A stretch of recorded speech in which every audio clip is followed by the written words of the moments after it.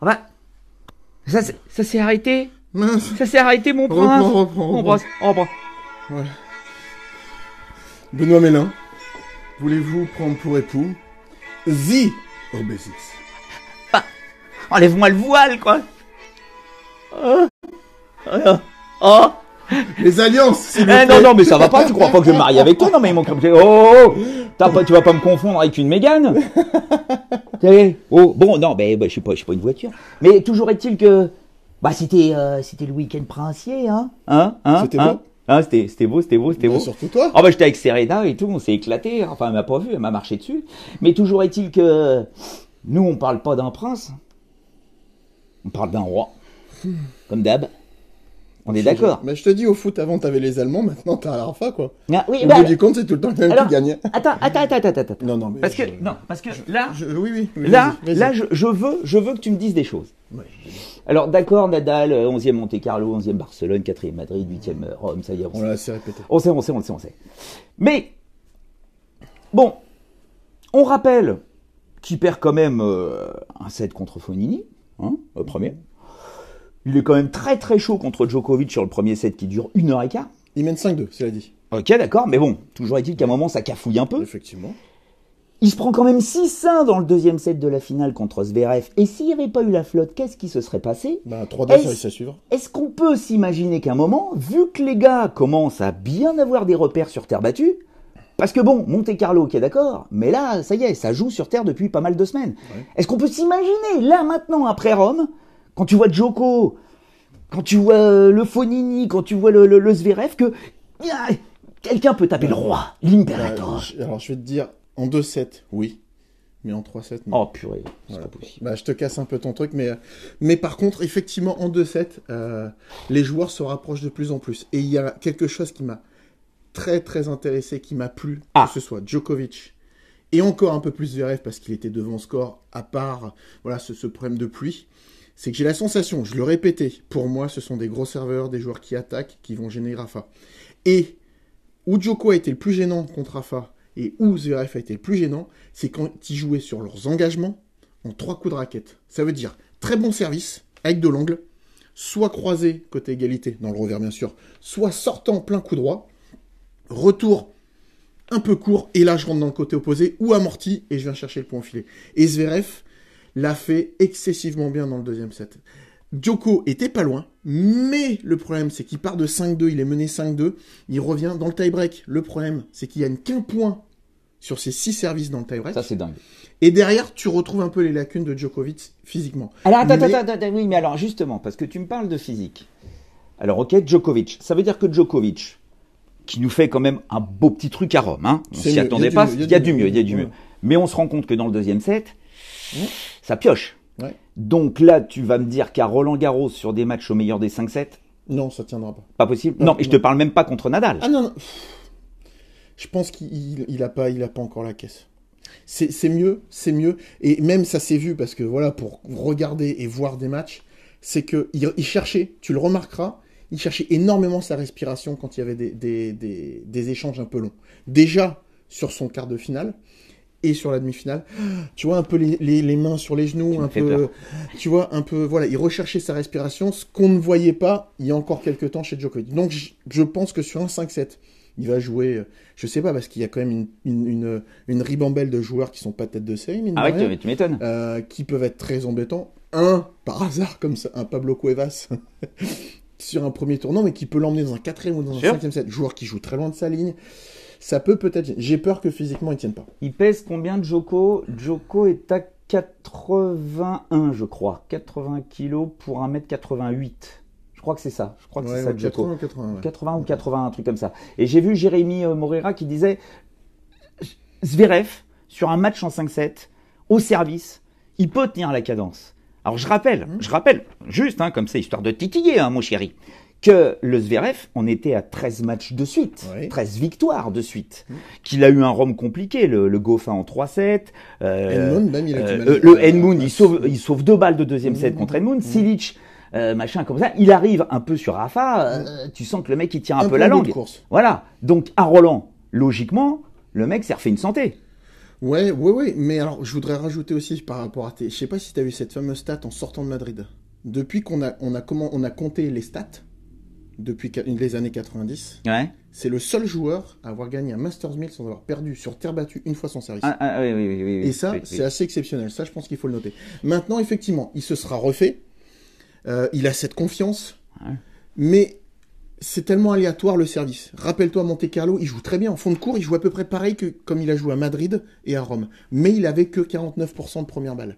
Là, quand tu regardes son match sur Goffin et sur Nadal, avant la coupure de la pluie, il a 83% de première balle, 83% de poignet sur première. S'il a son service, après il est tête de série numéro 2. Là, autant depuis quelques temps, je disais faut que Jeunesse se fasse, il joue bien en Masters 1000. Maintenant, il va tout doucement prendre en Grand Chelem. Là, sur le Grand Chelem de Roland-Garros, il n'a pas le droit à l'erreur. Son meilleur Grand Chelem a été un 8e de finale. Là, c'est au moins la demi-finale.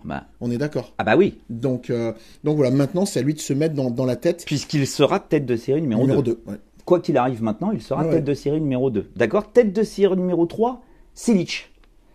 Je vais peut-être commencer à moins rigoler avec mon Marin Cilic, parce que j'ai bien épluché l'affaire. Le Marin Cilic, quand même, on peut pas dire que le mec ne sait pas jouer sur terre battue. Je vous rappelle qu'il a gagné Roland-Garros chez les juniors en 2005. Donc à un moment, c'est que le mec, quand même, il sait jouer. En plus, quand tu viens de Croatie, t'as tapé des balles sur terre battue, c'est évident. On rappelle qu'il a gagné un grand chelem, l'US 2014, tout le monde s'en souvient. Finale Wimbledon l'année dernière, finale Australie. Et puis là, c'est pas mal quand même ce qu'il nous fait avec le quart à Monte Carlo où il perd contre Nishikori en 3-7, demi à Rome où il bat Carreno Busta, et contre Zverev, je vous rappelle le match, premier set au tie-break, 15-13 pour Zverev avec 5 balles de 7 pour Cilic et 7-5 dans le deuxième. Ouais, mais je vais te sortir une stat. Vas-y. Avec son style de jeu, qu'est-ce qu'il doit faire ? Il doit venir vers le filet. Ouais, et il vient pas aussi. Qu'est-ce qu'il fait ? Dans son match, il vient 21 fois au filet, il gagne que 13 points. Donc après, tu te dis, il est là le jeu. Attends, excuse-moi. Zverev peut-il avoir la pression par rapport à la place de numéro 1, Mathieu Girard ? Non, je pense pas qu'il soit encore dans ce... Ce qu'il veut, c'est aller loin. Oui, match par match, et puis encore plus sur un Roland-Garros, aller le plus loin, dépasser ce fameux cap des huitièmes des finales. Laurent Georges, il faut déjà que Zverev dépasse les huitièmes en Grand Chelem. Oh oui. Effectivement. Oh oui, je peux vous dire que quand il va arriver en huitième, enfin s'il y arrive, mais s'il arrive en huitième, il va avoir une barrière psychologique à passer à ce moment-là. C'est-à-dire que c'est la première fois que logiquement, il peut aller en quart. Et s'il le fait, ça peut lui libérer le bras et l'épaule pour aller un peu plus loin, puisque tout le monde l'attend. Et puis là, ce n'est que justice. Il est tête de série numéro 2, il a enchaîné pas mal de matchs, vainqueur, Munich, donc effectivement, ça serait une catastrophe pour lui, et potentiellement, ça peut lui mettre un grand coup derrière la tête, s'il faisait pas au moins 8e, voire bien mieux. Parce que je vous rappelle que la tête de série numéro 3 et tête de série numéro 4 seront tirées au sort pour savoir qui va tomber contre la tête de série numéro 1 ou la tête de série numéro 2. Si Cilic tombe dans la partie de tableau de Zverev, logiquement, ça peut être une demi-finale d'enfer. Et on rappelle que Cilic, l'année dernière, c'est la première fois qu'il faisait un quart à Roland-Garros. Enfin, tu sens que le mec, petit à petit... Mais il a les armes. Il a les armes. Il monte. Mais après, comme tu dis, il monte pas. Il monte en puissance, mais pas au filet. Juste pour ajouter, tirage au sort, pas vendredi midi comme les années précédentes, mais jeudi soir. Jeudi soir. À 19h. Alors tu t'en sais un peu plus, toi, par rapport à tes obligations ? Je suis libre jeudi soir. Jeudi soir ? Ouais. On se fait un petit live après le tirage au sort ? En gros, 20h. Parce que vendredi, tu vas bosser. Il y a des chances. On se le fait jeudi soir. Alors jeudi soir, je vous dirai l'heure, parce que je crois que le tirage au sort... C'est 19h. C'est 19h. Ça dure un peu. Donc le temps que ça se mette en place, je pense qu'il faut attendre 20h30. 20h30, peut-être 21h les loulous, le temps... Parce que je sais pas, je crois qu'on n'a pas le droit de tourner... Enfin, on n'a pas le droit de tourner dans l'enceinte du stade. Ah non, mais attends. Moi, en plus, je commente jeudi. Je suis à Lyon. Je commente Lyon. Les quarts de finale de Lyon. Donc, faut prendre un peu de marge. Oulala. Bon, on vous tient au courant. Je vous tiens au courant dès que c'est possible. Je vous dirai. Drakulic retrouvé. Djokovic, Cédric. Qu'est-ce que t'en penses de Djokovic ? Moi, je trouve que c'est beaucoup mieux. Et ce que je trouve bien, pas mal, c'est qu'il retrouve aussi, donc même s'il a ce petit souci physique, on voit chercher sa respiration sur les échanges un peu longs, mais on voit sur son visage qu'il reprend plaisir aussi à jouer. Et je trouve que ce qu'il avait mis en place, pas forcément taper fort son premier coup de raquette, mais venir à l'intérieur, la petite amortie.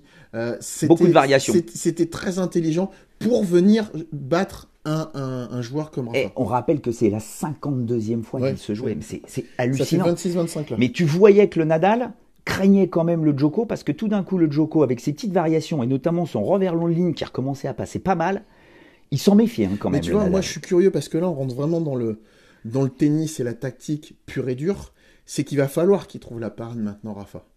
Parce qu'il a Moya avec lui, il a Roig avec lui. C'est que je pense qu'il va se rendre compte qu'il est trop loin pour relancer. S'il se rapproche pas un tout petit peu de sa ligne, il va se faire manger, mais tout doucement, par les joueurs qui ont compris maintenant. Un mec qui est 6 mètres derrière, tu serres un peu en angle, tu le mets un peu en difficulté, derrière tu fais une amortie ou une balle courte, tout Rafa qu'il est, à un moment c'est difficile. Attends, j'ai vu un truc qui était pas mal là, de Charlie Marshall. La différence entre le Big Four et les autres, c'est qu'ils arrivent en quart et en demi sur des matchs en 3-7. Zverev, Thiem et consorts n'en sont pas encore là, c'est la grosse différence. Alors je vous rappelle, attention, en plus, il y a une donnée à prendre en compte, c'est que ce n'est pas du tout la même balle qui est utilisée à Rome et à Roland-Garros. Alors, tu sais quoi, ce matin j'ai joué. Ouais. Et je me suis rendu compte... Avec les balles de Roland ? Ouais. Et je me suis rendu compte, j'avais joué avec les balles de Rome-Madrid. Ouais. Et en fait, je me suis dit, mais il y a un truc qui est bizarre. En fait, les autres étaient beaucoup plus lourdes. Les Roland-Garros sont, mais vraiment, à un certain niveau, tu sens. Et là, je sentais que la balle, elle giclait, elle rebondissait beaucoup plus. Nadal. Mais elle gicle. Après, je dis ça, je dis rien, mais la marque de raquette de Nadal est la balle officielle du tournoi. Après... Non, mais je dis ça, je dis rien. C'est pas lui qui a géré les contrats de balles à Roland-Garros. Non, mais bon, si tu peux avantager quand même un joueur qui a ta raquette, bon, je dis ça, je dis rien. Peut-être. Enfin, toujours est-il que ça change aussi pas mal la donnée des choses. Ça peut accélérer. Que, quand cette balle elle monte très très haut, et puis il faut que, tu vois, si le temps est sec et chaud, ça explose encore plus. Ben, François Martin nous demande la météo, ils annoncent plutôt pas mal sur la quinzaine. Très très chaud, très très lourd. Je crois que dimanche, ils ont annoncé du 31, mais avec des risques d'orage comme là qui a foutu en l'air l'après-midi au Calife, là, aujourd'hui. Mais bon, normalement, il fait chaud. Il va faire très chaud. On va voir. Il y a une petite question de Bertuca qui nous demande si Kyrgios joue Roland-Garros. Alors, il est à Lyon. Il joue en double avec Jack Sock. Ouais. Il a gagné son premier tour. Maintenant, il est dans le tableau de Roland. Et ce qu'il va jouer, ce qu'il va pas jouer, ça, c'est autre chose. Nani Bon-Sergent, tu vois, il dit pas de complot, Bézix. C'est pour ça que je veux pas me marier avec. Il refuse, je dis non. Mais peut-être que c'est sa nouvelle voie. Hein. Il va spécialiser dans le double. Sec et chaud, c'est bon pour Zverev ou pas? Oui, c'est bon. Souvenez-vous, quand Pete Sampras est allé le plus loin possible à Roland-Garros, c'est parce qu'il faisait un temps de dingue. Malheureusement, il a joué des matchs épuisants en 5-7. Je me souviens, Caffel, courir, des trucs de dingue. Il est arrivé complètement cuit. Il n'avait pas pu aller plus loin que les demi-finales. Enfin, bon, les demi-finales, Sampras quand même. Mais toujours est-il que ça peut aider Zverev, on est d'accord. Alors, ça l'aide comme ça le dessert. Ça l'aide sur son jeu de service. Voilà. Parce que ça accélère. Par contre, c'est vrai que ça aide aussi Rafa. Parce qu'une terre dure, la balle rebondit beaucoup plus. Avec son lift, il n'y a plus gêné. Donc ça... Est-ce qu'une terre battue lourde avantagerait plus un Djokovic ou un Nishikori? Pas plus que ça? Non, pas plus que ça, parce que c'est quand même des joueurs qui aiment bien prendre la balle un peu tôt. Et faut servir de la vitesse de l'autre. Il faut qu'il y ait un peu de vitesse. Je pense que, par contre, une terre battue bien lourde peut aider un Rafa. Parce qu'il a plus de temps, il donne plus d'angles, son livre peut trouver, tu vois. Alors ça, c'est bizarre, parce que moi, j'ai toujours pensé que cette terre battue lourde, humide, désavantageait Nadal. Tu sais, quand il a eu la finale contre Djokovic le lundi avec un temps pourri, et puis qu'il n'arrivait pas à s'en sortir, la balle était gluante, énorme. Non ? Bah, je suis mitigé. Alors, il y a beaucoup de questions sur Del Potro. Moi, je sais pas. Alors, il y a deux choses. C'est que déjà, Madrid, il perd sur Lajovic, qui ne doit jamais perdre. Jamais. Là, il perd sur Goffin, balle de 7. Il s'est fait mal déjà début du deuxième. Il a joué tout le deuxième set. Adducteur. Ouais, adducteur. Sur une glissade, il a senti tout de suite. Sur une glissade côté droit, sur le coup droit, je pense que c'est l'adducteur droit. Et il a eu balle de 7, il fait pas la balle de 7. Et là, à ce moment-là, il arrête. Mais je trouvais pas un Del Potro très flamboyant. Pourtant, je le mettais en tant qu'outsider. Mais à la vue de Madrid et Rome... Décevant, Madrid et Rome. Manque de... Je sais pas, j'ai l'impression que la Terre ne... Voilà. Il est là pour se montrer. Et il a dit une chose étonnante, parce que Del Potro, c'est pas le genre à se confier. Hein. Et Del Potro a dit, moi, la terre battue, c'est quand même pas la surface que j'adore, il faut beaucoup courir. Et c'est vrai que des grands machins comme ça... Del Potro, c'est 1m98 pour plus de 90 kg. Hein. C'est une sacrée masse. Hein. Donc sur Terre, quand tu joues contre des espèces de mecs, là, d'essuie-glace du fond du court qui te renvoient sans arrêt la balle, au bout d'un moment, au meilleur des 5. Alors là, en revanche, moi je dirais, est-ce que la terre battue lourde avantagerait pas un Del Potro? Avec ses énormes frappes. Après, il y a une chose aussi, les gros serveurs et les joueurs qui jouent surface rapide, je pense qu'une terre un peu lourde les avantage. Pourquoi ? Parce qu'à partir du moment où ils ont un peu plus de temps, ils peuvent vraiment placer les appuis. Et quand j'avais joué Philippe Poussis à Roland-Garros, c'est ce que mon entraîneur m'avait dit. Tout le monde disait Philippe Poussis, c'est un bon tour, c'est pas un joueur de terre battue. Dans l'absolu. Mais quand tu arrives sur terre, il pleuvait en plus, le mec a le temps de poser ses appuis, et vu qu'il a des appuis forts et de la lourdeur de balle, il a plus de temps, donc il devient plutôt dangereux. Effectivement, ça peut peut-être un peu avantager un Del Potro. Mais on attendra quand même le tirage au sort, parce qu'en fonction du tirage au sort, là, on pourra donner quand même les grandes lignes du tableau. Surtout toi. Pourquoi ne parlons-nous plus du tout de Thiem ? Parce que là, on n'en a pas parlé. Il est en train de jouer d'ailleurs à Lyon, il a gagné ou pas ? Je sais pas, parce que je sais pas s'il a plu là-bas ou pas. Il menait 4-0 dans le premier set. 4-1, moi j'ai vu. Hop. On va regarder ça, si vous 6-2, savez. 6-4. 6-2, 6-7 pour Thiem, mais bon. Non. Finale Madrid. Non, faut le mettre dedans, bien sûr. Ouais. Moi, je vois au moins une demi de Thiem. Parce que je pense que lui, sur un grand chelem, maintenant, il a l'expérience. C'est une valeur sûre. Là, pour le coup, je le vois au moins en demi. Thiem, qui va se retrouver... oh la vache, le tirage au sort, il va être mythique, je vous le dis tout de suite. Jeudi soir, je sais pas quelle heure on se retrouve, mais il faut qu'on en parle. Parce que ça va être énorme. Del Potro a atteint les demi-finales de Roland-Garros en 2009. Oui, David Gruson, je suis d'accord avec toi. Mais 2009 c'est comme si tu me parlais de mon fils, demi-finale à Roland-Garros en 2008. Ça pique un peu. On en parle un peu des Français, il y a pas mal de... Après, on parlait... Attends, juste... Ah pardon, vas-y. On parlait de Thiem. Fabio, gros Fabio. Le match Thiem Fognini, pour moi, c'était peut-être un des plus beaux matchs en 2-7 de la saison. D'accord, mais Fognini. Oui, voilà, mais ça reste super Fabio. Mais la qualité de jeu de ce match, ouh là là, qu'est-ce que c'était bon. Thiem, c'est l'un des deux seuls qui peut battre Rafa. Avec qui ? Avec Zverev ? Avec qui ? Est-ce qu'il n'y a que Thiem qui a battu Rafa depuis 2 ans sur terre battue ? Zverev, il n'a pas montré encore. Hein. Stéphane Robert a perdu. Ouais, on va en parler. On va en parler des qualifs un petit peu. Djokovic, 22e à l'ATP. Ouais, ça descend tout ça. Mais bon, tête de série quand même. Hein. On parle un peu des Français ?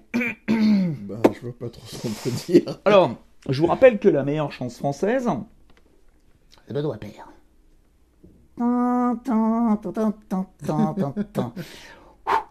Moi, ça me fait peur quand même.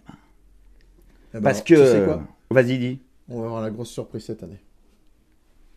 Je sais pas, je le sens. Je hume un gros Roland. Qu'est-ce que t'appelles une grosse surprise ? Une demi ? Ouais, un quart demi. Déjà, s'il y a un Français en quart. Et j'ai le nom. Je pense que Richard va faire mal sur Roland. Baptiste. Oh, non. Non, tu verras. Tu y crois ? Ah, j'y crois. Ouais. Après, tout dépend du tirage au sort une fois de plus, mais je le sens Richie. Rafa perd combien de jeux cette année sur le tournoi ? Je sais pas. Non, mais il a été un peu accroché quand même là sur Romain.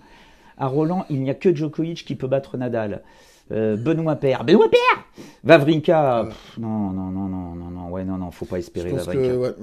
Après, ça dépend une fois de plus du tirage au sort. Si, quand on a vu tout à l'heure, une fois de plus, ces joueurs-là, c'est des joueurs. S'il suffit qu'ils gagnent 2-3 matchs en 3-7, ils arrivent en deuxième semaine quasiment frais. Qui ? Wawrinka ? Ouais, même Wawrinka. Mais il se sera fait. Rappelle-toi, contre Rossol, quand il est pas loin de perdre au premier tour, et derrière il monte en puissance. Donc, mais c'était pas le Wawrinka d'aujourd'hui. Mais je pense que la caisse, il l'aura pas. Une fois de plus, comme je dis, sur terre battue, il faut avoir du temps de jeu, et le temps de jeu, il l'aura pas. Donc je vous rappelle Benoît Paire. Hein. Donc à Monte-Carlo, il est usé, il est perdu. Il devait plus jouer après. Il savait pas s'il allait jouer. Peut-être qu'il allait s'arrêter jusqu'à Roland-Garros, peut-être jusqu'à Wimbledon. Donc, bon, il a mis tu vois, tout de suite, vraiment ce qu'il dit, c'est important, puisque derrière, il a joué Barcelone, puis Madrid, puis Rome. 4 jours après. Donc, en gros, il bat Pouille, qui n'en met pas une. Il bat Gasquet, qui apparemment à Rome a mal au dos à nouveau. Il bat Schwartzmann. Il était mené 6-2, 4-2. Le Schwartzmann, tout d'un coup, il a disparu. Bon, enfin, il a fait un beau match quand même, je veux bien. Mais après, il perd contre Cilic, apparemment parce qu'il a mal au dos. Et que là, il s'est mis au vert et qu'il dit à tout le monde, moi, Paris, j'aime pas, ça me bouffe trop d'énergie. Et je vous rappelle que mon fils, le Montfisien, a sorti dimanche que Roland-Garros, pourquoi pas, hein, il pouvait faire quelque chose à Roland-Garros, hein, ça allait être compliqué, mais il allait faire quelque chose à Roland-Garros. 24 heures après, un vol interplanétaire, il revient et il dit si j'arrive à gagner un match déjà, c'est bien. Pas possible. C'est pas possible. C'est Gaël. Et Lucas Pouille, je pense qu'à un moment je vais faire un truc, alors peut-être dans la semaine, je sais pas, parce que j'ai regardé. Mais le gars, depuis Metz 2016, où il bat Égofin en demi-finale et Thiem en finale, suite à sa série dingue de quart de finale à Wimbledon et à l'US Open, où donc il était en totale confiance. Depuis, il n'y a rien. Il n'y a rien. Il n'a pas battu un top 30. Les seuls top 30 qu'il a battus, vous voulez savoir qui c'est? C'est Tsonga. C'est Tsonga, je ne sais pas si vous en souvenez, en finale à Vienne, qui n'avait pas joué. En octobre dernier. En octobre dernier. Et puis là, ils se sont retrouvés, c'était à Marseille, c'est ça, hein, où il y a 6-1 premier set et Tsonga abandonne. Oui. Non, et puis même, il a balle de match, Joe, dans le deuxième. Et balle de match. Et sinon, il y a eu un petit Gasquet 19e, donc bon, les petits Français, quoi. Fognini en Coupe Davis. Et voilà, bon, à part l'épisode Coupe Davis, il n'y a que dalle. Donc Pouille, imaginez Lucas Pouille quand il va arriver à Roland-Garros. Alors, est-ce que... il n'aura pas de pression. Tu crois, toi? Après, le public sera là. Maintenant, il faut voir. Tu vois, c'est incompréhensible, Pouille. Moi, il y a quelque chose. Il y a un truc qui va pas. Qui m'embête, c'est que du jour au lendemain, tu montes top 10. Tu commences à voir, tu vois, t'es présent, t'es là, tu peux pas perdre ton tennis du jour au lendemain. Non. Pour moi, c'est impossible. Non. Donc, je pense que c'est pas forcément tennis, mais c'est extérieur tennis.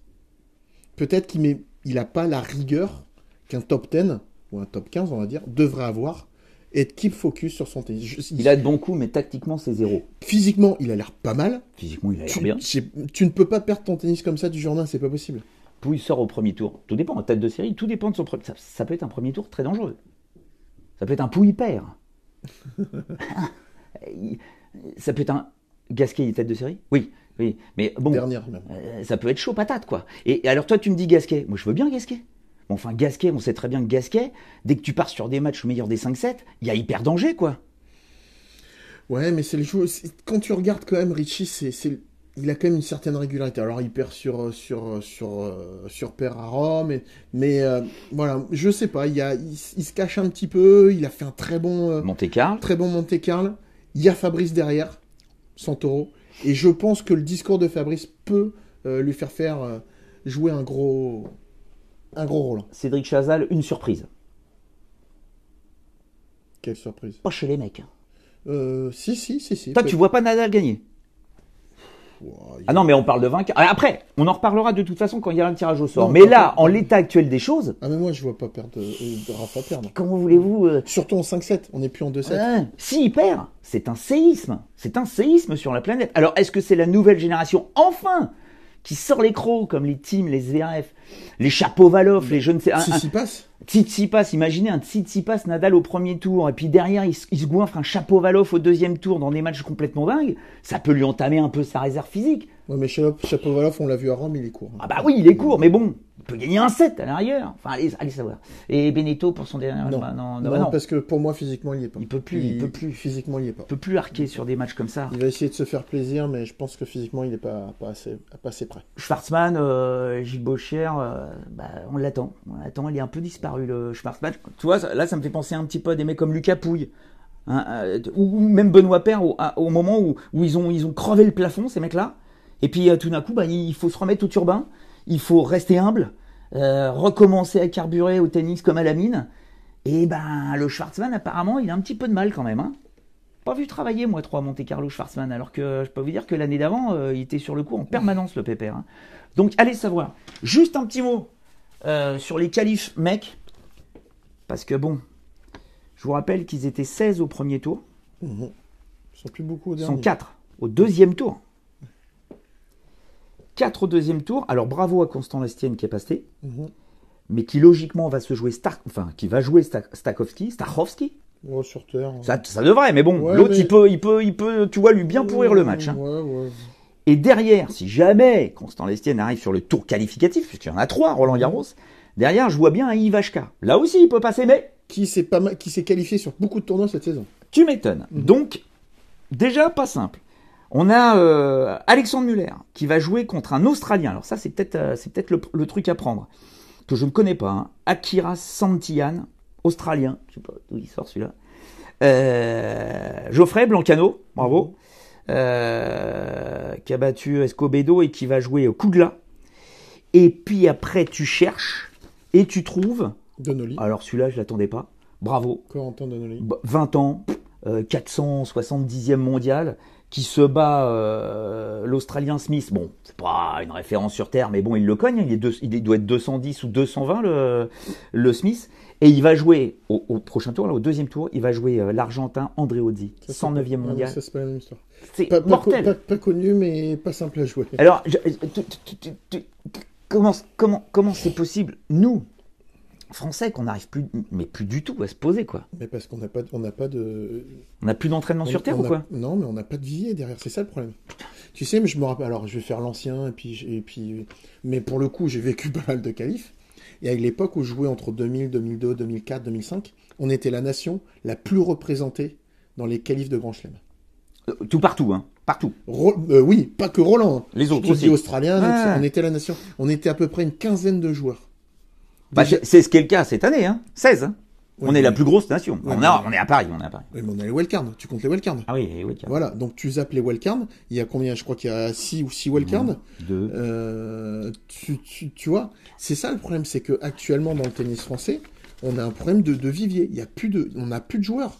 Alors on avait Steph Robert, mais Steph Robert qui a 37 ans. Le problème... 9 wildcards sur 16. Donc le problème, c'est qu'on n'a pas de vivier derrière. Autant il y a une grosse masse de joueurs, autant là, on les a plus. Attends, excuse-moi, c'est quoi cet effet dégueulasse de vaseline sur la cam? Mais c'est pas du tout de la vaseline, c'est l'ambiance princesse. C'est un peu... C'est princesse. C'est flou. C'est comme ça, c'est flou. On est dans la princesse, dans le regard flou. Hein, Mégane, quoi. Bon, oui, enfin, on est mal barré. Donc voilà. Donc le problème, c'est qu'on n'a pas de vivier comme chez les filles. Alors les filles, c'est une catastrophe. Enfin, en qualif. Bon, les filles. Alors, Julie. Quoi? Non, pourquoi on n'a plus de joueurs? Alors après, c'est une grosse, c'est la formation. Bah la loco. Et puis la loco, le mec qui va faire venir tous les petits jeunes dans les clubs pour qu'ils se défoncent et tout ça.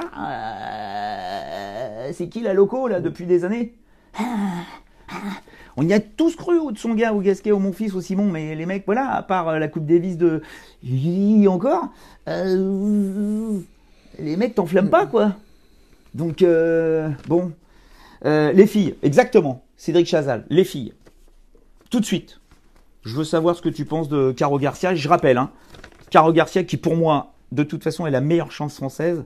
Ça fait pas un pli. Avec demi à Stuttgart, où elle bat Sharapova et Svitolina, même si c'est en indoor. Elle fait demi à Madrid, où elle bat Gurgus, Suarez Navarro. Quart à Rome, où elle bat Stephens. Bon, elle perd contre Alep rapidos. Hein. Mais bon, elle est là, quoi. Quart. Ouais. Comme l'année dernière. Ouais, mais elle passe pas, quoi. Moi, je la voyais en quart. Parce que c'est son niveau. Mais j'ai peur que derrière, hop, pour mettre le coup de rein, si elle genou, Romain, si elle a une Svitolina, ça dépend un peu du tirage au sort aussi. Si elle arrive en quart et qu'elle joue une Ashley Barty, qui est quand même une spécialiste de dur, j'ai envie de te dire pourquoi pas. Mais moi, je vois le quart. On est d'accord, on est tous d'accord. Après, voilà, la belle histoire, ce serait une demi.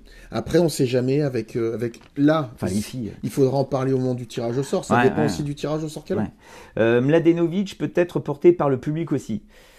Bah oui, mais enfin, la Kiki, moi, je trouve qu'elle part de loin, là, Kiki, à part sa finale en double à Madrid, et puis je vous rappelle qu'à Rome, c'est quand même étrange. Hein. Le premier tour, c'est Vastova, où la prise de vertige, elle pleure, elle peut plus jouer. Et 24 heures après, elle joue en double. Quoi, elle est enceinte ou quoi? Moi, je comprends pas. Oui, et puis elle a complètement, elle l'a dit, en fait. Mais c'est là aussi où c'est intéressant d'entendre avec les micros au bord du cours, c'est que t'entends tout. Donc elle dit à sa maman, non, déjà dans le premier set, j'ai pas envie de me faire balader par une fille comme ça. Ah non. Donc bon. 6-3. Et puis à 3-0, elle avait plus envie de jouer. Elle plus envie au bout du brevet. Alors niveau love, ça va, hein. Tout va bien.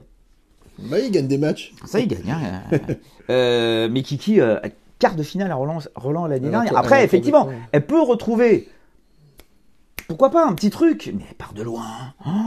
Tennistiquement, là. Oui, puis je trouve que moi, c'est dense, là, les filles. Ah ouais. Parce qu'il y a... Mais il y a Cornet, hein. Il y a... Non, mais tu parlais... je sors. Tu parlais... Il y a Suarez... Mais non, mais des moins connus, mais Suez Navarro. On voit Ostapenko qui commence à revenir. Sharapova est là. Svitolina. Muguruza sur un grand chelem.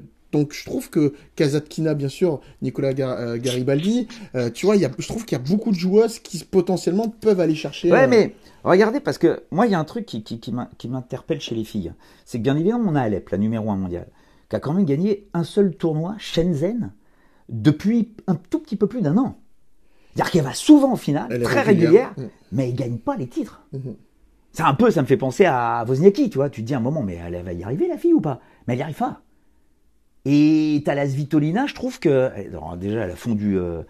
elle était déjà assez mignonne hein, comme fillette. Mais là, je sais pas ce qu'elle fait, elle veut pas dire, c'est un secret. Mais elle a fondu. Je trouve qu'elle est bien dans sa tronche, alors qu'elle avait tendance à être un peu boudeuse, un peu à la kiki, tu vois. Vite, elle s'énervait, un peu soupolait. Là, elle fait quand même un énorme ton. Hein. Kazetkina, elle a top. Hein. Kerber, Kontaveit. Tu sais que là, les gars, je l'avais oublié aussi, les gars, les filles, Méténix, surveillez et Kiki Bertens et Kontaveit. Pour moi, c'est les deux nanas là peuvent faire mal, celle-là. Je trouve que c'est très ouvert. Et Laurent Savary, Sharapova. Sharapova, elle a été énorme là à Rome. Ah ouais, moi sincèrement, quand elle a gagné son match là en 3h15, parce que je commentais derrière, on a commencé hyper tard. Et attends, et elle fait 2h30 contre Alep. C'est ce que j'allais dire. Et derrière, il y a un match. Il y a de la consistance, quoi. C'est pas, elle prend pas de petits sets parce qu'elle a plus de jus, quoi. J'ai vraiment assez impressionné. Après, est-ce qu'une Svitolina peut pas nous faire un truc, pas un complexe, je vais pas parler de complexe. Elle est jeune, Svitolina, elle a 23 ans, je crois, un truc comme ça. Zverev, 21. Mais tous les deux, tu vois, ils sont là. Non, mais ils gagnent souvent, Svitolina. Elle a gagné plein de titres. Elle a gagné 7 titres depuis 2017. Elle est tout le temps là, elle gagne. Mais en Grand Chelem, à part son quart à Roland l'an dernier. Ouais, mais ça va se débloquer. Le quart, rappelle-toi le quart. Elle est pas loin d'aller en demi. Elle perd contre Alep. Hein. Oui, mais puis elle mène. C'est un match de dingue. Non. Je pense que ça va se débloquer. Parce que le quart en Australie contre Lise Mertens, logiquement, elle doit passer. Oui, tu vois. je suis d'accord. Et là, on l'attend. Tout le monde l'attend. Elle gagne pour la 2e fois à Rome. Elle joue super bien. Elle est intelligente sur le court. Elle est affûtée comme une lame. À mon avis, ça va se déclencher pour Sharapova, elle est chargée. Elle est chargée en volt. Au Basics, vous êtes injuste avec Pliskova. Qu'est-ce que t'as dit avec Pliskova? Non, je trouve. La toute molle? Ouais. Ça me manque un peu de. C'est pas très gai, quoi. C'est pas très gai. Quoi qu'elle m'a fait rire. Sur le match qu'elle a perdu, elle m'a franchement fait rire, là. Sur l'erreur d'arbitrage et tout ça. Mais comment elle a raison? Moi, j'aurais été dingue. J'aurais été dingue. Catastrophique, l'arbitrage. Zverev a enfin appris à jouer sur terre. Ouais, mais attention, il sait jouer, le mec, hein. Svitolina impressionnante la semaine dernière, hein, peut-être la grosse surprise. Oui, mais encore une fois, tirage au sort. Jeudi soir, 19h30. Donc on voit un peu comment ça se passe tout ça. D'accord ? On vous dit un petit peu ce qui se passe. Benoît le voile te va si bien. Alors, Sébastien Lecoq. Attends, je le remets, mon petit machin comme ça. Ok. Et Conchita Martinez, non. Muguruza va gagner. Mais Muguruza, elle est très discrète quand même. Hein ? Bon. Et Serena? Non, pas Serena, non. Tu m'embrasses? Allez, bonne soirée à tous. Et on se quitte pas. Hein. Give me the ring.